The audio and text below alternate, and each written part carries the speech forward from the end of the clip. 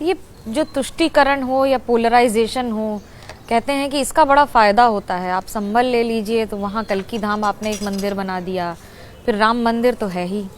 देखिए, कल्की धाम तो जिसने बनाया होगा वो उन्होंने बनाया है, और भारतीय जनता पार्टी विकास की राजनीति करती है। हम पोलराइजेशन की बात कर ही नहीं रहे।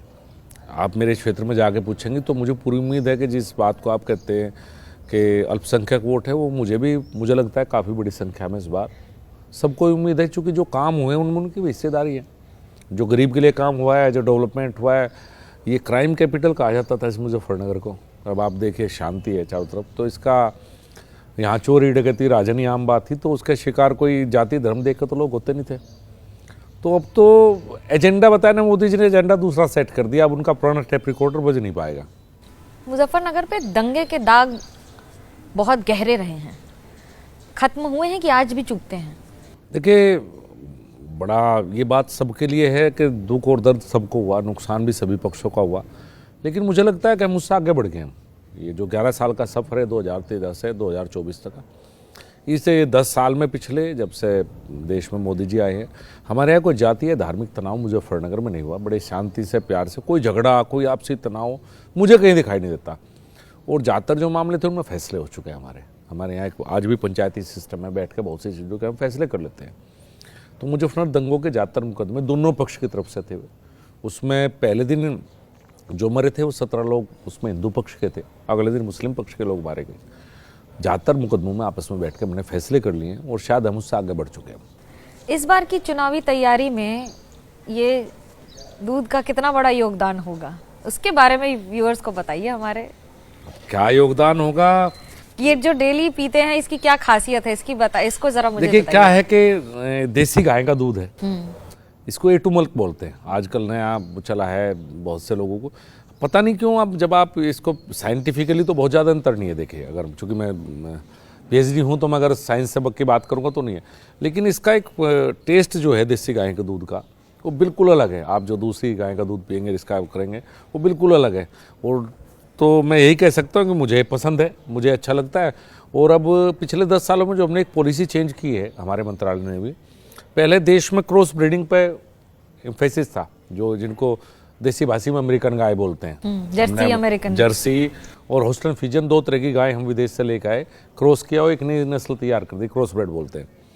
10 साल में हमने पॉलिसी चेंज कर दिया। अब हमारा फोकस जो हिंदुस्तानी हमारी गाय हैं, जो हमारी ब्रीड्स हैं, चाहे वो साहिवाल हो, चाहे वो काकरेच हो, चाहे वो गिर हो, चाहे हरियाणवी हो, अब हमारा फोकस है अपनी देसी गाय के इम्प्रूवमेंट में।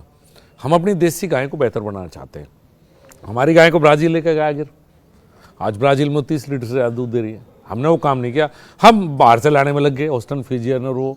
तो अब हमारा फोकस है कि जो हमारी देसी गाय हैं उनको हम बेहतर करें, उनका दूध मिल्क प्रोडक्शन बढ़ाएं।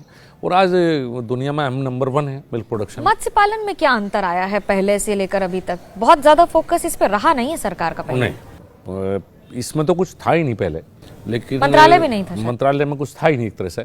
2015 में हम ब्लू रिवोल्यूशन लेकर आए थे इसकी, और अब 2019 में हम प्रधानमंत्री मत्स्य संपदा योजना लेकर आए हैं।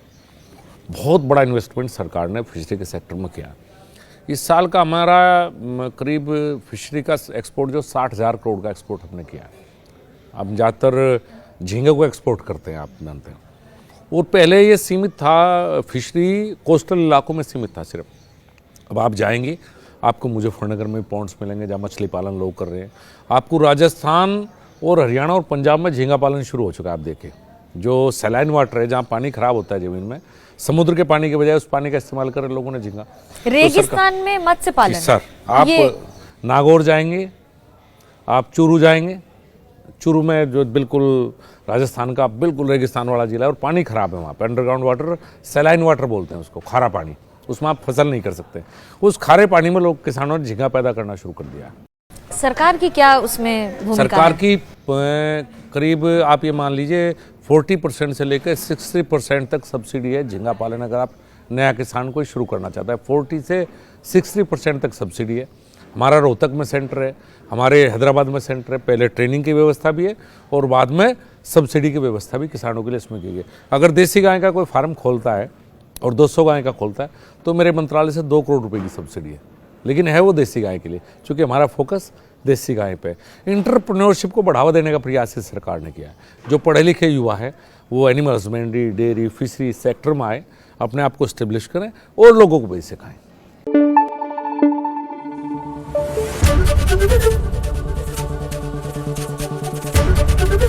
एबीपी न्यूज आपको रखे आगे।